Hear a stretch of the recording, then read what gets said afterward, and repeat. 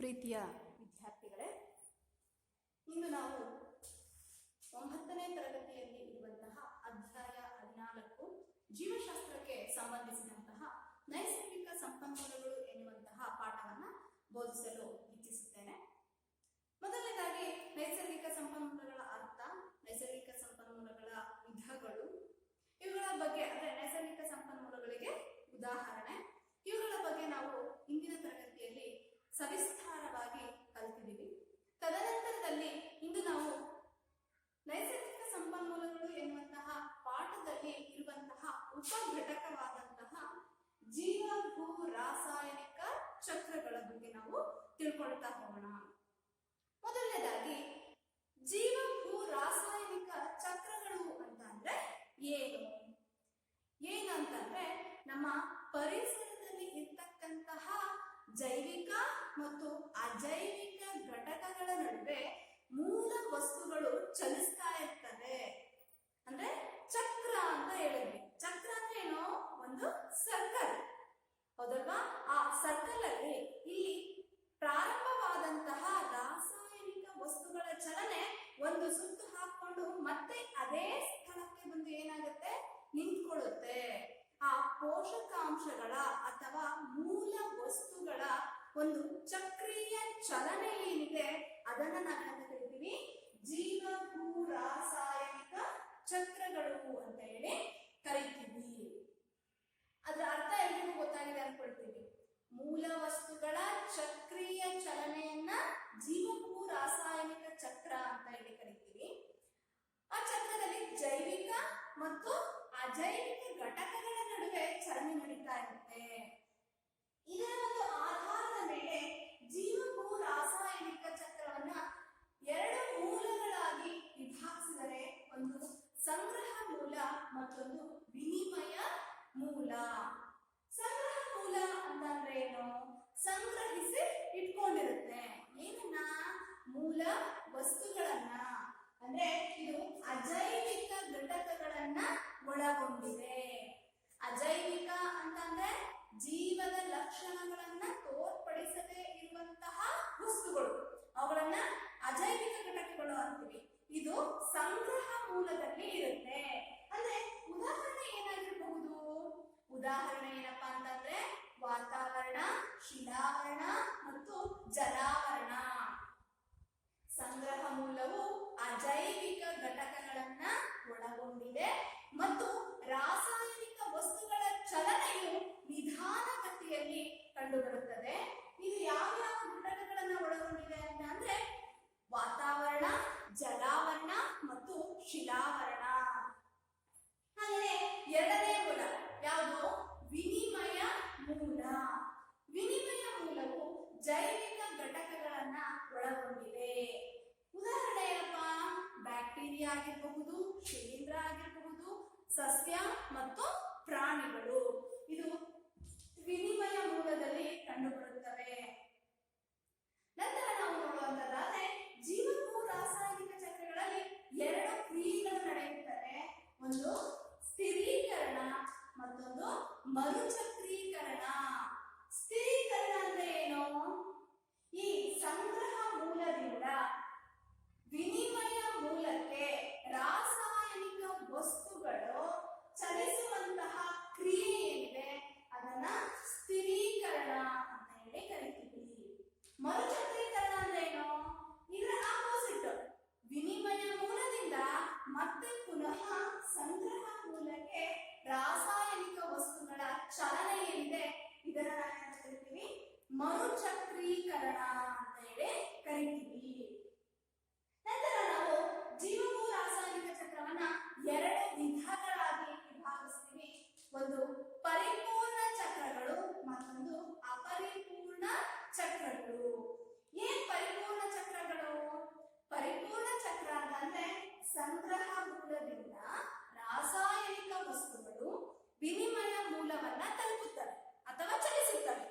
ನಂತರ ಪುನಃ ಸಂಪೂರ್ಣವಾಗಿ ಸಂಗ್ರಹ ಮೂಲಕ್ಕೆ ಆ ರಾಸಾಯನಿಕ ವಸ್ತುಗಳು ಚಲಿಸಿದ್ರೆ ಅದನ್ನ ನಾವು ಕರಿತೀವಿ ಪರಿಪೂರ್ಣ ಚಕ್ರ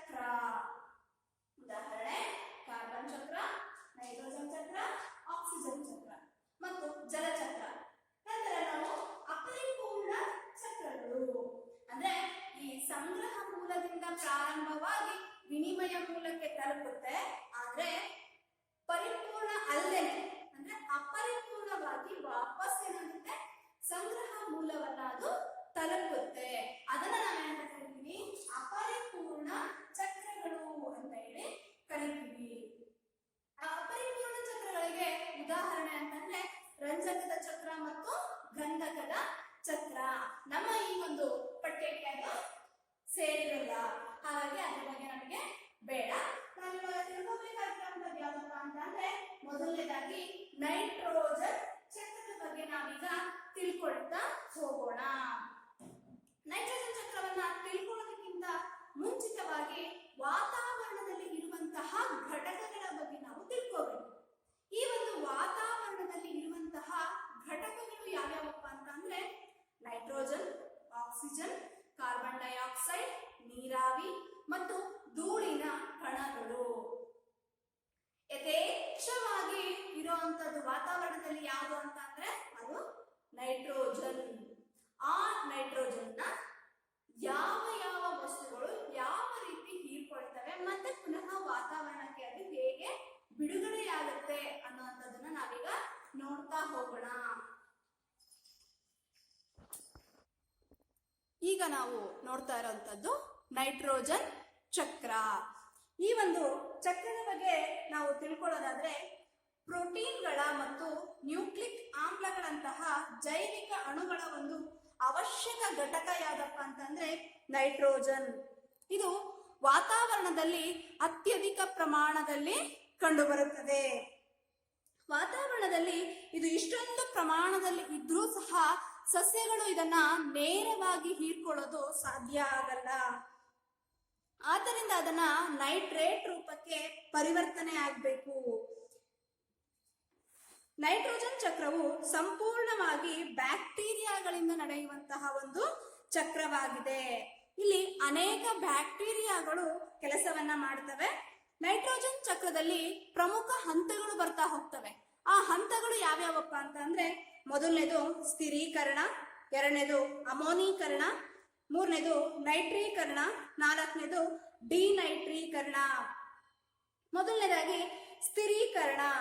ವಾತಾವರಣದಲ್ಲಿ ಮುಕ್ತವಾಗಿರುವಂತಹ ನೈಟ್ರೋಜನ್ ಅನ್ನು ನೈಟ್ರೇಟುಗಳ ರೂಪಕ್ಕೆ ಪರಿವರ್ತಿಸುವಂತಹ ಕ್ರಿಯೆ ಏನಿದೆ ಇದನ್ನ ನೈಟ್ರೋಜನ್ ಸ್ಥಿರೀಕರಣ ಅಂತ ಹೇಳಿ ಕರಿತೀವಿ.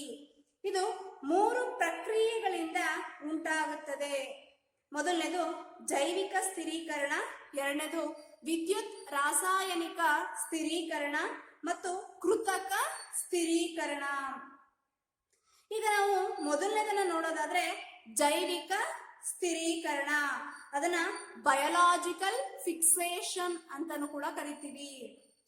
ಇದು ಬ್ಯಾಕ್ಟೀರಿಯಾ ಮತ್ತು ನೀಲಿ ಹಸಿರು ಶೈವಲಗಳ ಮೂಲಕ ನಡೆಯುತ್ತದೆ. ಇಲ್ಲಿ ರೈಸೋಬಿಯಂ ಮುಂತಾದ ಬ್ಯಾಕ್ಟೀರಿಯಾಗಳು ಲೆಗ್ಯುಮಿನೋಸೆ ಅಂದ್ರೆ ಬೇಳೆಕಾಳುಗಳ ಸಸ್ಯಗಳ ಬೇರಿನ ಗಂಟುಗಳಲ್ಲಿ ವಾಸಿಸ್ತಾ ಇರ್ತವೆ. ಇವು ವಾತಾವರಣದಲ್ಲಿ ಮುಕ್ತವಾಗಿರುವಂತಹ ನೈಟ್ರೋಜನ್ ಅನ್ನ ನೈಟ್ರೇಟ್ ರೂಪಕ್ಕೆ ಪರಿವರ್ತಿಸುತ್ತವೆ. ಇವುಗಳು ಎಲ್ಲಿ ಕಂಡು ಬರ್ತವಪ್ಪ ಅಂತಂದ್ರೆ ನೀರಿನ ಕೊಳಗಳು ಮತ್ತು ಭತ್ತದ ಗದ್ದೆಗಳು. ಇವುಗಳಲ್ಲಿ ಕಂಡುಬರುವಂತಹ ಅನಾಬಿನ, ನಾಸ್ಟಾ ಮುಂತಾದ ನೀಲಿ ಹಸಿರು ಶೈವಲಗಳು ಸಹ ವಾತಾವರಣದಲ್ಲಿರುವಂತಹ ನೈಟ್ರೋಜನ್ ಅನ್ನ ಹೀರ್ಕೊಂಡು ನೈಟ್ರೇಟ್ ಅನ್ನಾಗಿ ಪರಿವರ್ತಿಸುತ್ತವೆ. ನಂತರ ಎರಡನೇದಾಗಿ ನಾವು ನೋಡೋದಾದ್ರೆ ವಿದ್ಯುತ್ ರಾಸಾಯನಿಕ ಸ್ಥಿರೀಕರಣ. ಇದು ನಿಸರ್ಗದಲ್ಲಿ ನಡೆಯುವಂತಹ ಅಜೈವಿಕ ನೈಟ್ರೋಜನ್ ಸ್ಥಿರೀಕರಣ. ಆಕಾಶದಲ್ಲಿ ಗುಡುಗು ಮತ್ತು ಮಿಂಚುಗಳು ಉಂಟಾದಾಗ ಈ ಒಂದು ಪ್ರಕ್ರಿಯೆ ನಡೆಯುತ್ತದೆ. ವಾತಾವರಣದಲ್ಲಿರುವಂತಹ ನೈಟ್ರೋಜನ್ ಆಕ್ಸಿಜನ್ ಏನಾಗುತ್ತೆ ಅಂದ್ರೆ ಗುಡುಗು ಉಂಟಾಗುವಂತಹ ಅತಿ ಹೆಚ್ಚು ತಾಪಮಾನದಿಂದಾಗಿ ರಾಸಾಯನಿಕವಾಗಿ ಅವೆರಡೂ ಕೂಡ ಬೆರೀತವೆ. ಯಾವ್ಯಾವುದು? ಆಕ್ಸಿಜನ್ ಮತ್ತು ನೈಟ್ರೋಜನ್. ಇವು ಆಕ್ಸೈಡುಗಳಾಗುತ್ತವೆ. ಈ ಆಕ್ಸೈಡುಗಳು ವಾತಾವರಣದ ತೇವಾಂಶ ಮತ್ತು ಮಳೆ ನೀರಿನಲ್ಲಿ ಕರಗಿ ನೈಟ್ರಿಕ್ ಆಮ್ಲದ ದ್ರಾವಣವಾಗಿ ಮಳೆ ಹನಿಗಳ ರೂಪದಲ್ಲಿ ಭೂಮಿಯ ಮೇಲೆ ಬೀಳ್ತಾ ಹೋಗುತ್ತೆ. ಇದು ಮಣ್ಣಿನಲ್ಲಿರುವಂತಹ ಕ್ಷಾರೀಯ ಪದಾರ್ಥಗಳ ಜೊತೆ ಸೇರಿ ನೈಟ್ರೇಟ್ಗಳನ್ನಾಗಿ ಮಾಡುತ್ತೆ. ಈ ರೀತಿಯಲ್ಲಿ ಸಸ್ಯಗಳು ಹೀರ್ಕೊಳ್ತವೆ. ಇನ್ನೂ ಒಂದು ರೀತಿ ಅಂತ ಅಂದ್ರೆ ಕೃತಕ ಸ್ಥಿರೀಕರಣ. ನೈಟ್ರೋಜನ್ ಮತ್ತು ಹೈಡ್ರೋಜನ್ ಅನಿಲಗಳನ್ನು ರಾಸಾಯನಿಕವಾಗಿ ಸಂಯೋಜನೆಗೊಳಿಸಿದಾಗ ಅದು ಅಮೋನಿಯಾ ಆಗಿ ಪರಿವರ್ತನೆಯನ್ನ ಹೊಂದುತ್ತದೆ. ಅಮೋನಿಯಾ ಉತ್ಕರ್ಷಣೆಗೆ ಒಳಪಟ್ಟು ನೈಟ್ರೇಟುಗಳಾಗಿ ಪರಿವರ್ತನೆ ಹೊಂದಬಹುದು, ಇಲ್ಲವೇ ಆಮ್ಲೀಯ ಪದಾರ್ಥಗಳ ಜೊತೆ ಸೇರಿ ಅಮೋನಿಯಂ ಲವಣಗಳಾಗಿ ಪರಿವರ್ತನೆಗೊಳ್ಳಬಹುದು. ಇವುಗಳನ್ನ ಕೃತಕ ಗೊಬ್ಬರಗಳಾಗಿ ಬಳಸ್ತಾ ಹೋಗ್ತಾರೆ. ನಂತರ ನಾವು ನೋಡುವಂಥದ್ದಾದ್ರೆ ಅಮೋನೀಕರಣ. ಸಂಕೀರ್ಣವಾಗಿರುವಂತಹ ಪ್ರೋಟೀನ್ ಮುಂತಾದ ಕಾರ್ಬನಿಕ ಪದಾರ್ಥಗಳು ಅಮೋನಿಯಂ ಲವಣಗಳ ರೂಪಕ್ಕೆ ಪರಿವರ್ತನೆಯಾಗುವಂತಹ ಕ್ರಿಯೆ ಏನಿದೆ ಇದನ್ನ ಅಮೋನೀಕರಣ ಅಂತ ಹೇಳಿ ಕರಿತೀವಿ. ಇಲ್ಲಿ ಅಮೋನೀಕರಣದಲ್ಲಿ ಇರುವಂತಹ ಬ್ಯಾಕ್ಟೀರಿಯಾ ಯಾವ್ದಪ್ಪ ಅಂದ್ರೆ ಅಮೋನೀಕರಣ ಬ್ಯಾಕ್ಟೀರಿಯಾ. ನಿಮಗೆ ಚಿತ್ರದಲ್ಲಿ ಕಾಣಿಸ್ತಾ ಇದೆ, ಏನ್ ಕಾಣಿಸ್ತಾ ಇದೆ? ನೈಟ್ರೋಜನ್ ಗಾಳಿಯಲ್ಲಿ ಇದೆ. ಆ ಗಾಳಿಯಲ್ಲಿ ಇರುವಂತಹ ಅಂದ್ರೆ ವಾತಾವರಣದಲ್ಲಿ ಇರುವಂತಹ ನೈಟ್ರೋಜನ್ ನೈಟ್ರೇಟ್ ಆಗಿ ಪರಿವರ್ತನೆ ಆಗ್ಬೇಕು. ಆಗಾಗ್ಬೇಕು ಅಂದ್ರೆ ಅಲ್ಲಿ ಸ್ಥಿರೀಕರಣ ಆಗ್ಬೇಕು. ಇಲ್ಲಿ ಸ್ಥಿರೀಕರಣವನ್ನು ತೋರಿಸಿದ್ದಾರೆ. ನೀಲಿ ಹಸಿರು ಪಾಚಿಗಳು. ಈ ನೀಲಿ ಹಸಿರು ಪಾಚಿ ಏನಿದೆ ಇದು ಜೈವಿಕ ಸ್ಥಿರೀಕರಣಕ್ಕೆ ಉದಾಹರಣೆ. ನಂತರ ವಿದ್ಯುತ್ ರಾಸಾಯನಿಕ ಸ್ಥಿರೀಕರಣ. ನಂತರ ಇವೆರಡೂ ಕೂಡ ಏನಾಗ್ತವೆ? ನೈಟ್ರೇಟ್ ಆಗಿ ಪರಿವರ್ತಿಸ್ತವೆ. ಯಾವುದನ್ನ? ನೈಟ್ರೋಜನ್ ಅನ್ನ. ನಂತರ ಆ ನೈಟ್ರೇಟ್ ಅನ್ನ ಮಣ್ಣಿನಲ್ಲಿರುವಂತಹ ನೈಟ್ರೇಟ್ ಏನಾಗುತ್ತೆ? ಹೀರ್ಕೊಳ್ಳುತ್ತೆ ಮಣ್ಣನ್ನು. ಆ ಮಣ್ಣಿನಿಂದ ಸಸ್ಯಗಳು ಹೀರ್ಕೊಳ್ತವೆ. ಆ ಸಸ್ಯಗಳನ್ನ ತಿನ್ನುವ ಮುಖಾಂತರ ಪ್ರಾಣಿಗಳು ಸಹ ಅವನ್ನ ಪಡ್ಕೊಳ್ತವೆ. ನಂತರ ಅವು ಅಮೈನೋ ಆಮ್ಲ ಮತ್ತು ಸಾವಯವ ಅವಶೇಷ ಆರ್ಗ್ಯಾನಿಕ್ ರೆಸಿಡ್ಯೂ ಆಗ್ತವೆ. ನಂತರ ಏನಾಗುತ್ತೆ? ಅಮೋನೀಕರಿಸುವಂತಹ ಬ್ಯಾಕ್ಟೀರಿಯಾ. ಇವುಗಳನ್ನ ನಾವು ಡಿಕಂಪೋಸಸ್ ಅಂತ ಹೇಳಿ ಕರಿತೀವಿ. ಡಿಕಂಪೋಸ್ ಮಾಡುತ್ತೆ. ಈ ಅಮೋನೀಕರಿಸುವಂತಹ ಬ್ಯಾಕ್ಟೀರಿಯಾ ಅದನ್ನ ಅಮೋನೀಕರಣ ಬ್ಯಾಕ್ಟೀರಿಯಾ ಅಂತ ಹೇಳಿ ಕರಿತೀವಿ. ನಂತರ ನಾವು ನೋಡುವಂತದ್ದಾದ್ರೆ ನೈಟ್ರೀಕರಣ. ಏನ್ ನೈಟ್ರೀಕರಣ? ಆ ಅಮೋನಿಯಾ ಲವಣಗಳು ಏನಿವೆ ಆ ಅಮೋನಿಯಾ ಲವಣಗಳನ್ನ ನೈಟ್ರೇಟ್ಗಳು ಮತ್ತು ನೈಟ್ರೈಟ್ಗಳಾಗಿ ಪರಿವರ್ತಿಸುವುದೇ ನೈಟ್ರೀಕರಣ. ಇಲ್ಲಿ ಬಳಸುವಂತಹ ಬ್ಯಾಕ್ಟೀರಿಯಾ ನೈಟ್ರೋಸೋಮೋನಾಸ್. ಇವೇನ್ ಮಾಡ್ತವೆ? ಅಮೋನಿಯಾ ಲವಣಗಳನ್ನು ಉತ್ಕರ್ಷಿಸಿ ನೈಟ್ರೈಟ್ಗಳಾಗಿ ಪರಿವರ್ತಿಸುತ್ತವೆ. ನಂತರ ಮತ್ತೆ ಆ ನೈಟ್ರೋಬ್ಯಾಕ್ಟರ್ ಏನಿದೆ ಅದು ನೈಟ್ರೇಟ್ಗಳನ್ನ ಅಂದ್ರೆ ನೈಟ್ರೈಟ್ ಅನ್ನ ಮತ್ತೆ ನೈಟ್ರೇಟ್ ಅನ್ನಾಗಿ ಪರಿವರ್ತಿಸುತ್ತದೆ. ನಂತರ ನಡೆಯುವಂತಹ ಕ್ರಿಯೆಯೇ ಡಿನೈಟ್ರೀಕರಣ. ಈ ಡಿನೈಟ್ರೀಕರಣದಲ್ಲಿ ಮಣ್ಣಿನಲ್ಲಿರುವಂತಹ ನೈಟ್ರೇಟ್ಗಳನ್ನ ಮುಕ್ತ ನೈಟ್ರೋಜನ್ ಅನಿಲದ ರೂಪಕ್ಕೆ ಪರಿವರ್ತಿಸುವ ಕ್ರಿಯೆಗೆ ಡಿನೈಟ್ರೀಕರಣ. ನಾವು ಈಗಾಗಲೇ ಹೇಳಿದ್ವಿ ಪರಿಪೂರ್ಣ ಚಕ್ರದಲ್ಲಿ ಇದು ನೈಟ್ರೋಜನ್ ಚಕ್ರ, ಪರಿಪೂರ್ಣ ಚಕ್ರ ಅಂದ್ರೆ ಸಂಗ್ರಹ ಮೂಲದಿಂದ ರಾಸಾಯನಿಕ ವಸ್ತುಗಳು ವಿನಿಮಯ ಮೂಲವನ್ನ ತಲುಪಿ ತದನಂತರದಲ್ಲಿ ಮತ್ತೆ ಅವು ಪುನಃ ಸಂಪೂರ್ಣವಾಗಿ ಸಂಗ್ರಹ ಮೂಲವನ್ನ ಬಂದು ಸೇರುತ್ತವೆ.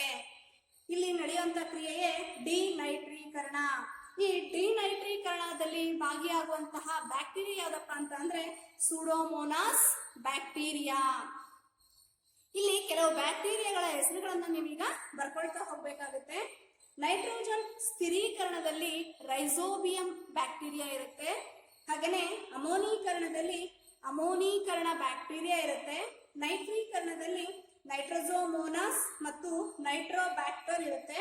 ಹಾಗೆ ಡಿನೈಟ್ರೀಕರಣದಲ್ಲಿ ಸೂಡೋಮೋನಾಸ್ ಎನ್ನುವಂತಹ ಬ್ಯಾಕ್ಟೀರಿಯಾ ಇರುತ್ತೆ. ಇದಿಷ್ಟು ನೈಟ್ರೋಜನ್ ಚಕ್ರ. ನಂತರ ನಾವು ನೋಡುವಂಥದ್ದು ಆಕ್ಸಿಜನ್ ಚಕ್ರ. ಈ ಒಂದು ಆಕ್ಸಿಜನ್ ಚಕ್ರ ಏನಿದೆ ಇದು ಜೀವಿಗಳಲ್ಲಿ ಶಕ್ತಿಯ ಬಿಡುಗಡೆಗಾಗಿ ನಡೆಯುವಂತಹ ಶರ್ಕರೆಗಳ ಉತ್ಕರ್ಷಣ ಕ್ರಿಯೆಗೆ ಆಕ್ಸಿಜನ್ ಅವಶ್ಯಕವಾಗಿ ಬೇಕಾಗಿರುವಂತಹ ಒಂದು ಮೂಲವಸ್ತು. ಇದು ವಾತಾವರಣದಲ್ಲಿ ಆಕ್ಸಿಜನ್ ಅನಿಲ ರೂಪದಲ್ಲಿ ಮುಕ್ತ ಅಣುಗಳ ರೂಪದಲ್ಲಿ ದೊರಕುತ್ತದೆ. ಜಲ ಮೂಲಗಳಲ್ಲಿ ಕರಗಿದಂತಹ ಆಕ್ಸಿಜನ್ ರೂಪದಲ್ಲಿ ಇಂಗಾಲದ ಡೈಆಕ್ಸೈಡ್ ಮತ್ತು ನೀರಿನಲ್ಲಿ ಸಂಯುಕ್ತಗಳ ರೂಪದಲ್ಲಿಯೂ ಸಹ ಈ ಒಂದು ಆಕ್ಸಿಜನ್ ಇರುತ್ತದೆ. ಆಕ್ಸಿಜನ್ ಉಸಿರಾಟ ಕ್ರಿಯೆಯಲ್ಲಿ ಜೀವಿಗಳ ದೇಹವನ್ನ ಪ್ರವೇಶಿಸುತ್ತದೆ. ವಾತಾವರಣದಲ್ಲಿ ಇರುವಂತಹ ಆಕ್ಸಿಜನ್ ಏನಾಗುತ್ತೆ? ಉಸಿರಾಟ ಕ್ರಿಯೆಯ ಮುಖಾಂತರ ಜೀವಿಗಳ ದೇಹವನ್ನ ಪ್ರವೇಶಿಸುತ್ತದೆ.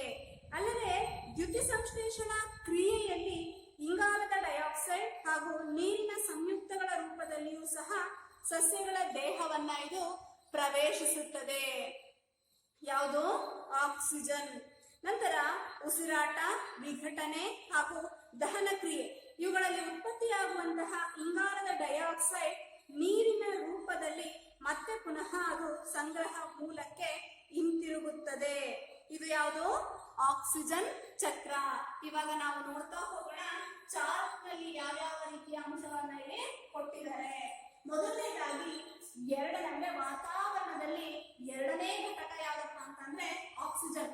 ಸುಮಾರು 21% ಅಷ್ಟು ಆಕ್ಸಿಜನ್ ಅನ್ನೋದು ಒಳಗೊಂಡಿದೆ.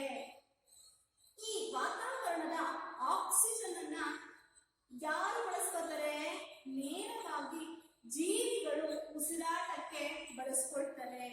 ಕೇವಲ ಪ್ರಾಣಿಗಳಷ್ಟೇ ಉಸಿರಾಟಕ್ಕೆ ಬಳಸ್ಕೊಳ್ಳೋದಿಲ್ಲ, ಸಸ್ಯಗಳು ಸಹ ತಮ್ಮ ಉಸಿರಾಟಕ್ಕೆ ಆಕ್ಸಿಜನ್ ಅನ್ನ ಬಳಸ್ಕೊಳ್ತವೆ. ಭೂಮಿಯ ಮೇಲಿರುವಂತಹ ಜೀವಿಗಳಷ್ಟೇ ಅಲ್ಲ, ಜಲಚರಗಳು ಕೂಡ ಈ ಒಂದು ಆಕ್ಸಿಜನ್ ಅನ್ನ ಬಳಸ್ಕೊಳ್ತವೆ. ಯಾವುದಕ್ಕೆ? ಉಸಿರಾಟವನ್ನ ಮಾಡೋದಕ್ಕೆ.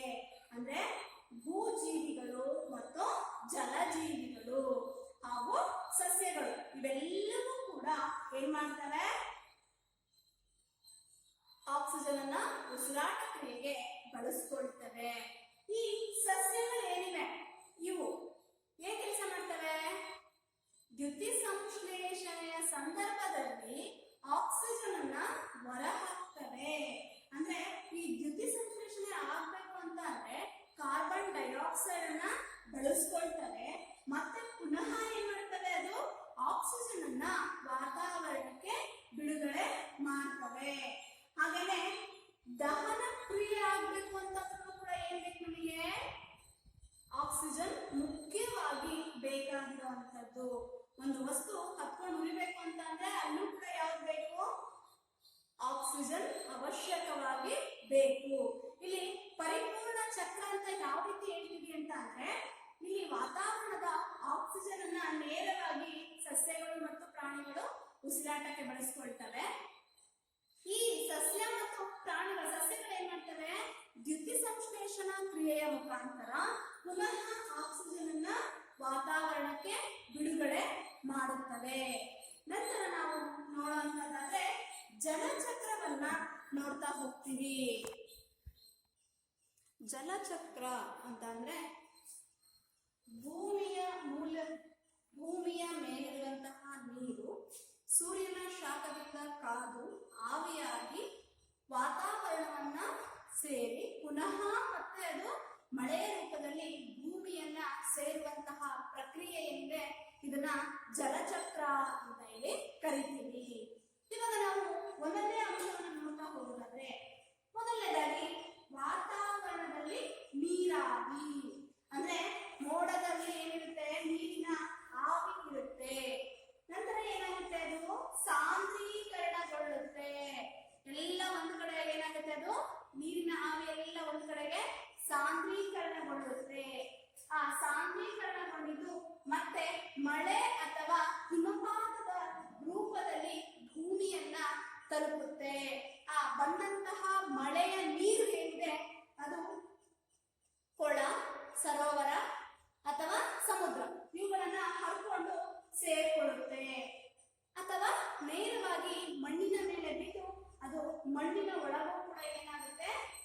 ಒಸರಿಸುತ್ತೆ. ಅಂದ್ರೆ ಅಂತರ್ಜಲವನ್ನ ರೂಪು ಮಾಡುತ್ತೆ. ಇಲ್ಲಿ ಚಿತ್ರ ಕಾಣಿಸ್ತಾ ಇದೆ ನಿಮಗೆಲ್ಲರೂ, ಮೋಡ ಕಾಣಿಸ್ತಾ ಇದೆ. ಆ ಮೋಡ ಸಾಂದ್ರೀಕರಣಗೊಂಡಿದೆ ಒಂದ್ ಕಡೆಗೆ, ಅದು ಮಳೆಯ ರೂಪದಲ್ಲಿ ಭೂಮಿಯನ್ನ ತಲುಪ್ತಾ ಇದೆ. ತಲುಪ್ತಾ ಇರ್ತಕ್ಕಂಥದ್ದು ಇಳಿಜಾರಿನಲ್ಲಿ ಇದ್ದಂತಹ ನೀರು ಹರ್ಕೊಂಡು ಹೋಗಿ ಎಲ್ಲಿ ಸೇರ್ಕೊಳ್ಳುತ್ತೆ? ನದಿನ ಸೇರುತ್ತೆ. ಅಂದ್ರೆ ನಿಂತ ನೀರಲ್ಲಿ ಅದು ಇರುತ್ತೆ. ನಿಂತ ನೀರು ಕೆರೆ ಆಗಿರಬಹುದು, ನದಿ ಆಗಿರ್ಬಹುದು, ಒಂದ್ ಸಣ್ಣ ಕೊಳ ಆಗಿರಬಹುದು, ಬಾವಿ ಆಗಿರಬಹುದು ಅಥವಾ ದೊಡ್ಡ ದೊಡ್ಡ ಸಾಗರ ಸಮುದ್ರಗಳಾಗಿರಬಹುದು. ಇದಿಷ್ಟು ಒಂದು ಹಂತ. ನಂತರ ಅದನ್ನ ಯಾರ್ಯಾರು ಹೀರ್ಕೊಂಡು ಬಳಸ್ಕೊತಾರೆ? ಮಣ್ಣಿನ ಒಳಗಡೆ ಇಲ್ಲಿ ಕೊಳ ಅಥವಾ ಸರೋವರದಲ್ಲಿ ಇರುವಂತಹ ನೀರನ್ನ ಪ್ರಾಣಿಗಳು ಬಳಸ್ಕೋತಾರೆ. ಪ್ರಾಣಿಗಳು ಏನಕ್ಕೆ? ಕುಡಿಯೋದಕ್ಕೆ ಬಳಸ್ಕೋತಾರೆ ಅಥವಾ ತಮ್ಮ ದೈನಂದಿನ ಚಟುವಟಿಕೆಗಳಿಗೆ ನೀರು ಅವಶ್ಯಕವಾಗಿ ಬೇಕಾಗಿರುವಂತದ್ದು. ಮತ್ತೆ ಪುನಃ ಏನ್ ಮಾಡ್ತಾರೆ, ವಿಸರ್ಜಿಸುವಂತಹ ಅಂದ್ರೆ ಹೆಚ್ಚಾಗಿರುವಂತಹ ನೀರನ್ನ ತಮ್ಮ ಮೂತ್ರದ ರೂಪದಲ್ಲಿ ವಿಸರ್ಜನೆ ಮಾಡ್ತಾರೆ. ಆ ವಿಸರ್ಜನೆ ಮಾಡಿರುವಂತಹ ನೀರು ಏನಿದೆ ಅದು ಪುನಃ ಮತ್ತೆ ಮಣ್ಣಿನ ಒಳಗಡೆಗೆ ಸೇರ್ಕೊಳ್ಳುತ್ತೆ, ಅಂದ್ರೆ ಮಣ್ಣಿಗೆ ಸೇರ್ಕೊಳ್ಳುತ್ತೆ. ನಂತರ ಆ ಮಣ್ಣಿನಲ್ಲಿ ಇರುವಂತಹ ನೀರನ್ನ ಸಸ್ಯಗಳು ಹೀರ್ಕೊಳ್ತವೆ. ಅರ್ಥಾತ್ ಹೇಳ್ತಾರದು, ಮಣ್ಣಿನಲ್ಲಿ ಇರ್ತಕ್ಕಂತಹ ನೀರನ್ನ ಸಸ್ಯಗಳು ಹೀರ್ಕೊಳ್ತವೆ. ಆ ಸಸ್ಯಗಳನ್ನ ಏನ್ ಮಾಡ್ತಾರೆ, ಮತ್ತೆ ತಿನ್ನೋದ್ರ ಮುಖಾಂತರ ಅದರಲ್ಲಿರ್ತಕ್ಕಂಥ ನೀರಿನಂಶನೂ ಕೂಡ ಪ್ರಾಣಿಗಳಿಗೆ ವರ್ಗಾವಣೆ ಆಗುತ್ತೆ. ಹಾಗನೇ ಈ ಸಸ್ಯಗಳಲ್ಲಿ ಹೆಚ್ಚಾಗಿರುವಂತಹ ನೀರು ಏನಿದೆ, ಆ ಹೆಚ್ಚಾದಂತಹ ನೀರು ಬಾಷ್ಪೀಕರಣದ ಮುಖಾಂತರ ಮತ್ತೆ ಪುನಃ ವಾತಾವರಣವನ್ನ ಸೇರ್ತಾ ಇದೆ. ಇಲ್ಲಿ ನಿಮ್ಗೆ ಚಿತ್ರ ಕಾಣಿಸ್ತಾ ಇದೆ, ಏನ್ ಕಾಣಿಸ್ತಾ ಇದೆ, ಇಲ್ಲಿ ಮರ ಇದೆ, ಮರದಲ್ಲಿ ಬೇರುಗಳು ನೀರನ್ನ ಹೀರ್ಕೊಳ್ತಾ ಇದೆ, ರೂಟ್ ಅಬ್ಸಾರ್ಪ್ಷನ್ ಅಂತ ಹೇಳಿ ಕರಿತೀವಿ. ಆ ಬೇರು ಏನ್ ಮಾಡ್ತಾ ಇದೆ, ನೀರನ್ನ ಹೀರ್ಕೊಳ್ತಾ ಇದೆ. ಸಸ್ಯದ ಎಲ್ಲಾ ಭಾಗಗಳಿಗೂ ಸಹ ನೀರು ಮತ್ತು ಲವಣವನ್ನ ಕಳಿಸ್ತಾ ಇದೆ. ನಂತರ ಏನಾಗ್ತಾ ಇದೆ, ಹೆಚ್ಚಾಗಿರುವಂತಹ ನೀರನ್ನ ಆ ಸಸ್ಯ ಏನ್ ಮಾಡ್ತಾ ಇದೆ, ಬಾಷ್ಪ ವಿಸರ್ಜನೆಯ ಮುಖಾಂತರ ಪುನಃ ವಾಪಸ್ ಎಲ್ಲಿ ಕಳಿಸ್ತಾ ಇದೆ, ವಾತಾವರಣಕ್ಕೆ ಕಳಿಸ್ತಾ ಇದೆ. ವಾತಾವರಣಕ್ಕೆ ಹೋದ್ಮೇಲೆ ಮತ್ತೇನಾಗುತ್ತೆ, ವಾತಾವರಣದಲ್ಲಿ ಮತ್ತೆ ಏನಾಗುತ್ತೆ, ಅದು ಸಾಂದ್ರೀಕರಣಗೊಳ್ಳುತ್ತೆ. ಕೇವಲ ಮರಗಳಿಂದ ಬಾಷ್ಪ ವಿಸರ್ಜನೆಯಿಂದಷ್ಟೇ ನೀರನ್ನ ಆವಿಯಾಗಲ್ಲ, ಅದಲ್ಲದೆ ಈ ಜಲಮೂಲ ಏನಿದೆ, ಕೆರೆ ಆಗಿರ್ಬಹುದು, ನದಿ ಆಗಿರ್ಬಹುದು, ಸಾಗರ, ಸಮುದ್ರಗಳು, ಇವೆಲ್ಲವೂ ಕೂಡ ಸೂರ್ಯನ ಶಾಖದಿಂದ ಕಾದು ಅವು ಕೂಡ ಆವಿಯಾಗಿ ವಾತಾವರಣವನ್ನ ಸೇರ್ತವೆ. ಒಟ್ಟಾರೆಯಾಗಿ ವಾತಾವರಣದಿಂದ ಬಂದಂತಹ ನೀರೇನಿದೆ ಮತ್ತೆ ಪುನಃ ಅದು ಎಲ್ಲಿಗೆ ಹೋಗಿ ಸೇರ್ಕೊಳ್ತಾ ಇದೆ, ವಾತಾವರಣವನ್ನೇ ಸೇರ್ಕೊಳ್ತಾ ಇದೆ. ಇದನ್ನೇ ನಾವೇನಂತ ಕರಿತೀವಿ, ಜಲಚಕ್ರ ಅಂತ ಹೇಳಿ ಕರಿತೀವಿ. ಇನ್ನೊಮ್ಮೆ ನಾವು ನೋಡುವಂತದ್ದಾದ್ರೆ, ವಾತಾವರಣದಲ್ಲಿ ನೀರಿನ ಆವಿ ಇದೆ, ಸಾಂದ್ರೀಕರಣಗೊಳ್ಳುತ್ತೆ. ನಂತರ ಮಳೆ ಅಥವಾ ಹಿಮಪಾತದ ಮುಖಾಂತರ ಭೂಮಿಯನ್ನ ತಲುಪುತ್ತೆ. ತಲುಪಿದ ನಂತರ ಅಲ್ಲಿ ಏನಾಗ್ತಾ ಹೋಗುತ್ತೆ, ನಿಂತ ನೀರಲ್ಲಿ ಇರುತ್ತೆ, ಅಂದ್ರೆ ಅದು ಸಾಗರ, ಸಮುದ್ರ, ಕೊಳ ಯಾವ್ದಾದ್ರು ಆಗಿರ್ಬೋದು. ನಂತರ ಮಣ್ಣಿನಲ್ಲಿ ಅಂತರ್ಜಲವನ್ನು ಸಹ ಅದು ಸೃಷ್ಟಿ ಮಾಡುತ್ತೆ. ಈ ಕೊಳ, ಸರೋವರ, ಸಾಗರ ಏನಾಗಿದೆ, ಇಲ್ಲೊಂದು ಆರಾಮಾಗಿ ಬಂದಿದೆ, ಸೂರ್ಯನ ಶಾಖದಿಂದ ಕಾದು ಆವಿಯಾಗಿ ಮತ್ತೆ ವಾತಾವರಣವನ್ನ ಸೇರುತ್ತೆ. ಹಾಗೇನೆ ಅವುಗಳನ್ನ ಯಾರು ಬಳಸ್ಕೊಳ್ತಾ ಇದ್ದಾರೆ, ಪ್ರಾಣಿಗಳು ಬಳಸ್ಕೊಳ್ತಾ ಇದ್ದಾರೆ. ನಂತರ ಮಣ್ಣಿನೊಳಗಿರುವಂತಹ ನೀರು ಪ್ರಾಣಿಗಳ ವಿಸರ್ಜನೆಯಿಂದನೂ ನೀರು ಮಣ್ಣನ್ನ ಸೇರುತ್ತೆ. ಅದನ್ನ ಯಾರು ಬಳಸ್ಕೊಳ್ತಾರೆ, ಅದನ್ನ ಸಸ್ಯಗಳು ತಮ್ಮ ಬೇರುಗಳ ಮುಖಾಂತರ ಹೀರ್ಕೊಳ್ತಾರೆ. ನಂತರ ಹೆಚ್ಚಾಗಿರುವ ನೀರನ್ನ ವಾಪಸ್ ವಾತಾವರಣಕ್ಕೆ ಬಿಡುಗಡೆ ಮಾಡುತ್ತೆ. ಅದಷ್ಟೇ ಅಲ್ಲದೆ ಇಲ್ಲಿ ಮತ್ತೆ ಇದೆ, ಪ್ರಾಣಿಗಳು ಅವುಗಳ ಕೊಳೆಯುವಿಕೆ, ಆವಿಯಾಗುವಿಕೆ ಮತ್ತು ಉಸಿರಾಟ, ಅಂದ್ರೆ ಡಿಕೆ, ಎವಾಪರೇಷನ್ ಮತ್ತು ರೆಸ್ಪಿರೇಷನ್, ಇವುಗಳಿಂದಲೂ ಕೂಡ ಏನಾಗುತ್ತೆ, ವಾತಾವರಣಕ್ಕೆ ನೀರು ಬಿಡುಗಡೆಯಾಗಿ ಹೋಗುತ್ತೆ. ಇದಿಷ್ಟು ಜಲಚಕ್ರ.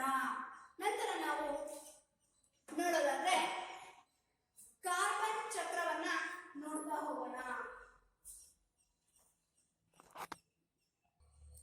ವಾತಾವರಣದಲ್ಲಿ ಕಡಿಮೆ ಪ್ರಮಾಣದಲ್ಲಿ ಇರುವಂತಹ ಘಟಕ ಯಾವುದು ಅಂತಂದ್ರೆ ಕಾರ್ಬನ್ ಡೈಆಕ್ಸೈಡ್. ಇದು ಕಡಿಮೆ ಪ್ರಮಾಣದಲ್ಲಿ ವಾತಾವರಣದಲ್ಲಿ ಇದ್ರೂ ಕೂಡ ಎಲ್ಲಾ ಜೀವಿಗಳಿಗೂ ಪ್ರಮುಖವಾಗಿ ಅವಶ್ಯಕವಾಗಿ ಬೇಕಾಗಿರುವಂತಹ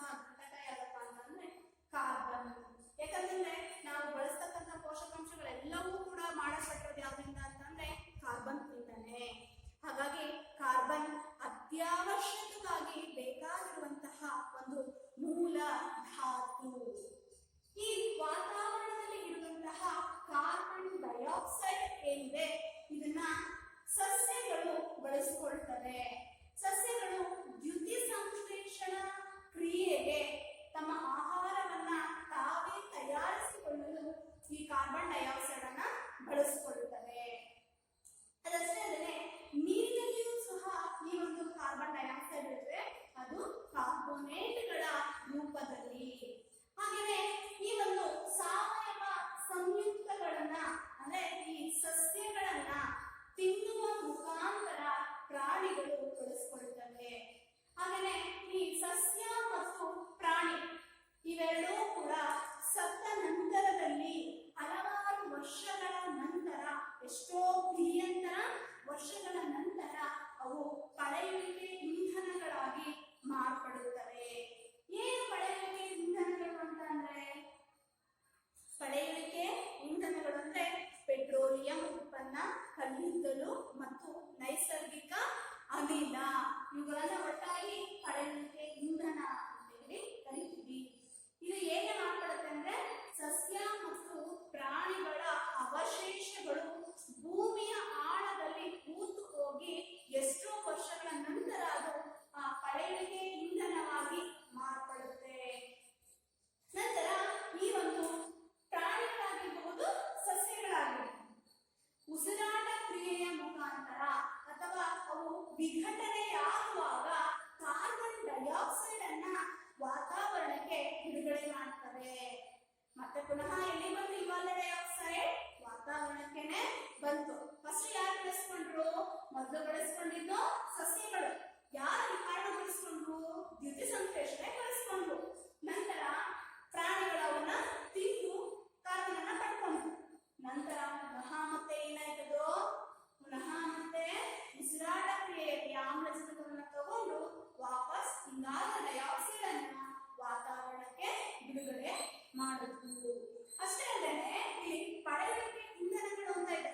ಈ ಪಳೆಯುಳಿಕೆ ಇಂಧನಗಳು ದಹನ ಕ್ರಿಯೆಯಿಂದ ದಹಿಸುವ ಮುಖಾಂತರ ಮತ್ತೆ ವಾಪಸ್ ಏನ್ ಮಾಡ್ತವೆ? ಈ ಕಾರ್ಬನ್ ಡೈಆಕ್ಸೈಡ್ ಅನ್ನ ಹೊರಬಿಡ್ತವೆ, ಅಂದ್ರೆ ವಾತಾವರಣಕ್ಕೆ ಬಂದು ಸೇರುತ್ತೆ. ಇದು ಕಾರ್ಬನ್ ಚಕ್ರ. ಕಾರ್ಬನ್ ಚಕ್ರ, ನೈಟ್ರೋಜನ್ ಚಕ್ರ, ಆಕ್ಸಿಜನ್ ಚಕ್ರ ಮತ್ತು ಜಲಚಕ್ರ ಇವೆಲ್ಲವೂ ಕೂಡ ಪರಿಪೂರ್ಣವಾಗಿರುವಂತಹ ಚಕ್ರ. ಯಾಕೆಂದ್ರೆ ಸಂಗ್ರಹ ಮೂಲದಿಂದ ಅಜೈವಿಕ ಘಟಕದಿಂದ ಜೈವಿಕ ಘಟಕಕ್ಕೆ ಮೂಲ ವಸ್ತುಗಳು ಚಲಿಸ್ತವೆ, ಮತ್ತೆ ಪುನಃ ವಾಪಸ್ ಸಂಗ್ರಹ ಮೂಲಕ್ಕೆ ಬಂದು ಸೇರ್ಕೊಳ್ತವೆ. ಇವಿಷ್ಟು ಕೂಡ ಏನು ಪರಿಪೂರ್ಣ ಚಕ್ರಗಳಾಗಿವೆ. ನಂತರದಲ್ಲಿ ನಾವು ನೋಡುವಂತದ್ದಾದ್ರೆ ಕೆಲವು ಪ್ರಶ್ನೆಗಳನ್ನ ನಾವೀಗ ನೀಡ್ತಾ ಹೋಗ್ಬೇಕಾಗುತ್ತೆ. ಮೊದಲನೇ ಪ್ರಶ್ನೆ, ಜೀವಭೂ ರಾಸಾಯನಿಕ ಚಕ್ರಗಳಲ್ಲಿ ಇರುವಂತಹ ಎರಡು ಮೂಲಗಳು ಯಾವುವು ಮತ್ತು ಅವುಗಳ ವ್ಯತ್ಯಾಸಗಳನ್ನು ಬರೆಯಿರಿ. ನಂತರ ಪರಿಪೂರ್ಣ ಚಕ್ರಗಳು ಎಂದರೇನು? ಪರಿಪೂರ್ಣ ಚಕ್ರಗಳು ಯಾವುವು? ಪ್ರತಿಯೊಂದು ಚಕ್ರವನ್ನು ಚಾರ್ಟ್ ರೂಪದಲ್ಲಿ ಬರೆದುಕೊಂಡು ಬರುವುದು. ಇವಿಷ್ಟು ಕೂಡ ಮನೆ ಕೆಲಸ. ಧನ್ಯವಾದಗಳು.